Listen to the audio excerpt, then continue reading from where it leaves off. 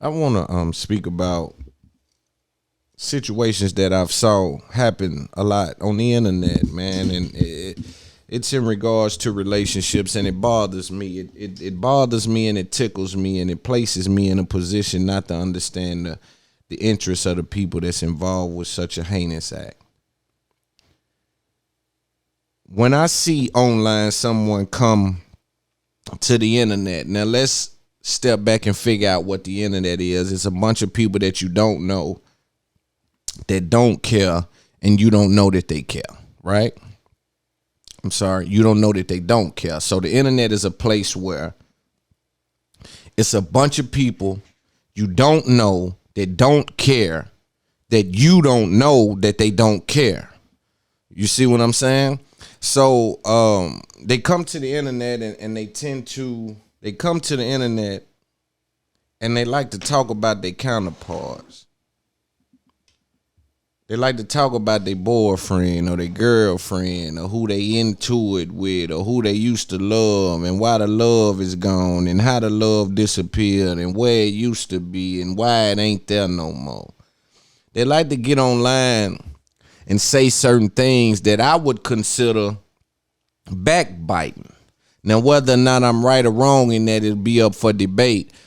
But I looked online the other day and I saw a young lady walking. She was live, right?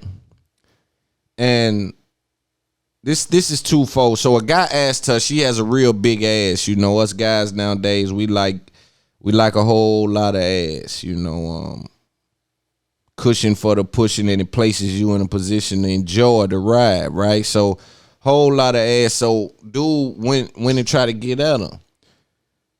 No harm, no foul. We see a pretty woman. Some of us react to that. You know, I tend not to. You know, I enjoy it like everybody else, but I'm not going to place myself in a position to go out on a tree limb that way, right? So he goes out on a tree limb and he goes at her. Her response to him is what was interesting to me. Her response to him was, "Hey, I can't take a picture with you because my man is insecure." Now, I ask myself, see, there's a couple things you got to know when someone says something or does something. Number one, you got to figure out what you think people going to do with that information or why you think they asked that. Number one, you offered information that he didn't ask by telling him your man is insecure. I didn't see the value in that. Number two, what you think he's going to do with that information? So as a man or as a woman and sometimes dudes do they girl like that. Oh man, you know, my old lady wouldn't like nobody next to me like that. You know what I mean? I don't see what that be about. Somebody explain it to me. But what it comes off as is that I'm shitting on my partner so you can look at me in more of in a brighter of a light, right? Oh, I'm so good that my partner is jealous by the sight of somebody next to me. And if that's the case, let's say your partner is battling with some sort of identity crisis or some sort of jealousy behavior or some sort of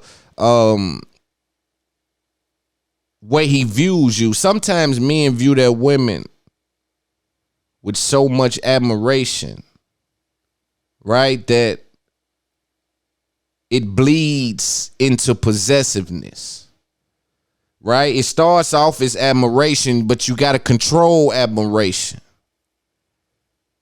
But then some people give you free reign. Once I'm yours, do what you like. As long as you ain't hurting me, but love me as hard as you want to love me, right? Some people got that type of mindset, but others say, yo, control your admiration because it may start to feel like possessiveness, which may start to feel like jail, which then starts to feel like I need to leave. Right? So you got to know how to talk to the person that you deal with and you involved with. You got to know what it is that speaks to their well-being. I always tell people you got to begin with the ending in mind. A lot of people, they go and they start things and they don't consider where they going. A wise man said, if you hire people for where you're going, they can't fit the way you. If you hire people for where you at, they can't fit the way you going, then you failed. See, it's important to plan for the expansion. It's important to always consider if it works. A lot of people wasn't ready when it worked. I see a lot of rappers get a record deal. They don't have a LLC. They don't have a bank account. They don't have nobody, no lawyers, no team. They don't know who to hire. I know right now who to hire for any situation that I get in the industry, outside the industry, because I put the knowledge in. Right? So I'm not going to go hire somebody that knows nothing about what it is that we're about to be faced with. And I'm also not hiring nobody who only is stagnant and can only be beneficial in one place. I will let you work with me on one thing. But to me, when I hire someone, we're speaking about the ending in mind. You know, we don't just go do frivolous things. So understanding that, but I just didn't appreciate that girl said that, man. I'm like, damn, man, you can't even be insecure with your girl. You can't even be vulnerable, right? Because somebody like me that's so powerful and, you know, people hold me in high regard, you know, if I show certain weaknesses, and I'm telling people, and I always tell everybody, I'm not perfect, home. I'm flawed up. I'm talking about flawed up. But I'm seeking. I'm Bluetooth mode. You know what I'm saying? Sometimes my confidence may come off as assurance. But my confidence is only a reflection of what I know I'm willing to endure to get it done.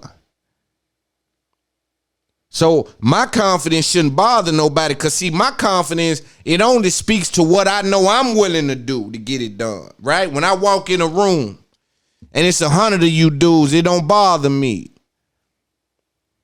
When somebody hollering what they gonna do, it don't bother me. I know what I'm willing to do.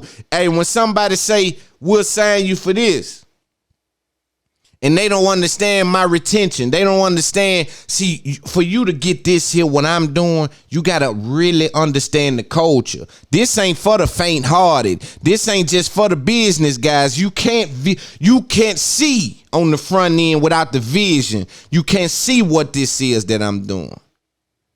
This is what I'm doing is worth more money than what they gonna consider, because they don't know who I'm speaking to. They don't know the ghetto is tuned in. They don't know hip hop is tuned in. They don't know I'm dealing with experiences. They don't know that people can feel it everywhere I go. They gravitate to this. So they want to look at numbers, and they want to compare me to people that's been sitting next to people for 20 years. But I'm trying to tell them they don't understand impact. They don't understand what it takes to crack ground and break ground as I'm doing. You ain't never heard nobody talk like this. It ain't what I'm saying. It ain't how I said it. It ain't when it's being said. It's all those things in combination. And it's never been done this way. You may heard a little bit of it on a Pimp C track. You may hear a little bit over here when you listen to some motivational guys that feel like that they giving game. You may hear a little bit of it in the hood with your uncle or your cousin, but then you cut it on and it's all let in one, and then we able to, you know what I'm saying? So understanding the impact of things, man, and we'll move on, because I'll get off on a tangent and start taking y'all down through there, man, about some things that y'all may not necessarily understand just yet, but it'll all make sense. Just stay on the ride. It'll all make sense. It'll place us in a great situation. It will not fail us, because what I'm willing to do to get it done, I can't be stopped.